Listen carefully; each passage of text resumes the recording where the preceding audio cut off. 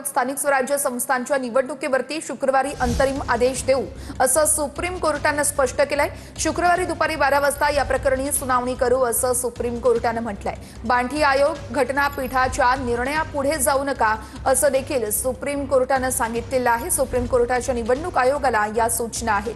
तर 159 स्थानिक स्वराज्य संस्थांमध्ये 50% आरक्षणाची मर्यादा ओलांडल्याचा दावा आहे आणि त्याच अनुषंगानं आज ही सुनावणी झालेली आहे। दरम्यान स्थानिक स्वराज्य संस्थांच्या निवडणुकीवरती शुक्रवारी अंतरिम आदेश देऊ असं सुप्रीम कोर्टाने सांगितलंय। शुक्रवारी दुपारी 12 वाजता या प्रकरणी सुनावणी करू असंही स्पष्ट केलंय। बाठिया आम्हाला मान्य नाही। आज कोर्टामध्ये त्यांचं म्हणणं असं करू हे आमच्यासाठी बेंच कशा म्हणजे कृष्णमूर्तींच्या याच्यावरती असेल की बाठिया?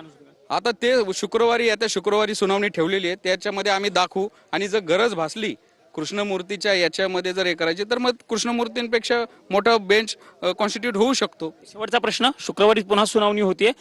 सुनावणीमध्ये शुक्रवारपर्यंत सध्याच्या निवडणुका सुरू राहतील, जिल्हा परिषद महानगरपालिकांची घोषणा होणार नाही असं दिसतंय। शुक्रवारी नेमकं तुम्हाला अपेक्षित काय, जे तुम्हाला अपेक्षित आहे ते होईल शुक्रवारच्या सुनावणीमध्ये? शुक्रवारी आम्हाला अपेक्षित असं आहे आणि कोर्टाने थोडंसं संकेत पण तसे दिले। अपेक्षित काय आम्हाला शुक्रवारी असंच अपेक्षित आहे, ज्या 50%च्या पुढे ज्या जागा गेल्या आहेत त्या ओबीसीच्या कमी करू नये, कारण की एक्सेप्शनल कंडिशन आहे, ट्रायबल एरियामध्ये ते आहे।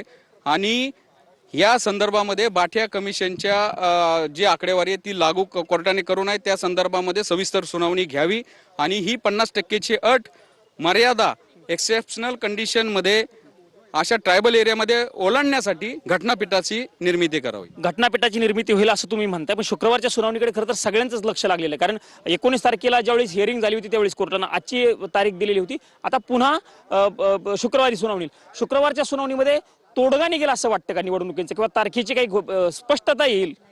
नाही, शुक्रवारच्या सुनावणीमध्ये तोडगा काढण्याचा कोर्टाचा पुरेपूर प्रयत्न असणार आहे, परंतु जे पेटिशनर आहेत, जे याचिकाकर्ते आहेत, त्यांची आडमुठी जर भूमिका त्यांनी ती थोडीशी शिथिल केली की बाठिया कमिशननुसार घ्या, तरच याच्यावर तोडगा निघू शकतो। त्यांनी जर तीच भूमिका ठेवली बाठिया कमिशननुसार घ्या, या जागा कमी करा, तर मग याबाबत सविस्तर सुनावणी होईल। पण एकंदरीत कोर्टाचे संकेत असे आहेत, आम्ही निवडणुका पुढे ढकलण्याच्या रद्द करण्याच्या विचारात नाही आहोत। धन्यवाद आमच्याशी बातचीत केल्याबद्दल। हे वकील मंगेश सासाने होते आणि त्यांनी स्पष्ट केलेलं आहे की कोर्टाची आजची भूमिका खरं तर अशाच पद्धतीची होती की निवडणुका पुढे ढकलण्याची नाही, म्हणजे निवडणुका झाल्याच पाहिजेत असं कोर्टाचंही म्हणणं होतं। त्यामुळे शुक्रवारच्या सुनावणीमध्ये आता काय होतं हे बघणं महत्त्वाचं असणार आहे। पण तोपर्यंत अत्यंत महत्त्वाची गोष्ट, ज्या निवडणुका महाराष्ट्रामध्ये सध्या सुरू आहेत नगरपालिका आणि नगर परिषदांच्या, त्या निवडणुका तशाच सुरू राहतील आणि जिल्हा परिषदा असतील किंवा महानगरपालिका ज्या निवडणुकांची घोषणा झालेली नाहीये त्या निवडणुकांची घोषणा मात्र शुक्रवारपर्यंत होणार नाही, त्याची हमी राज्य सरकारने देखील आज सुप्रीम कोर्टामध्ये दिल्याचं आपल्याला बघायला मिळालेलं आहे। कॅमेरामन राकेश कुमार सह मी प्रमोद जगताप, TV9 मराठी, नवी दिल्ली। बाठिया आम्हाला मान्य नाही। आज कोर्टामध्ये त्यांचं म्हणणं असं होतं की बाठियानुसार निवडणुका घ्याव्या। आम्ही सांगितलं की बाठियाने आमच्या प्रतिनिधित्व खूप कमी केलेलं आहे, त्याच्यावरची जी स्क्रुटिनी आहे, त्याचा जो आपल्याला काय म्हणता येईल त्याचा जो ग्रे एरिया आहे, त्या संदर्भामध्ये सविस्तर सुनावणी होईल।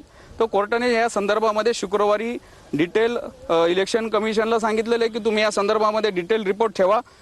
जिथं 50%चे ब्रीच झालेले आहे तिथं ओबीसीचं प्रमाण किती आहे, तिथं ट्रायबल पॉप्युलेशनचं प्रमाण किती आहे, या संदर्भात आम्हाला सूक्ष्म अहवाल तुम्ही द्या आणि त्यानंतर मग हे सगळं ठरवलं जाईल।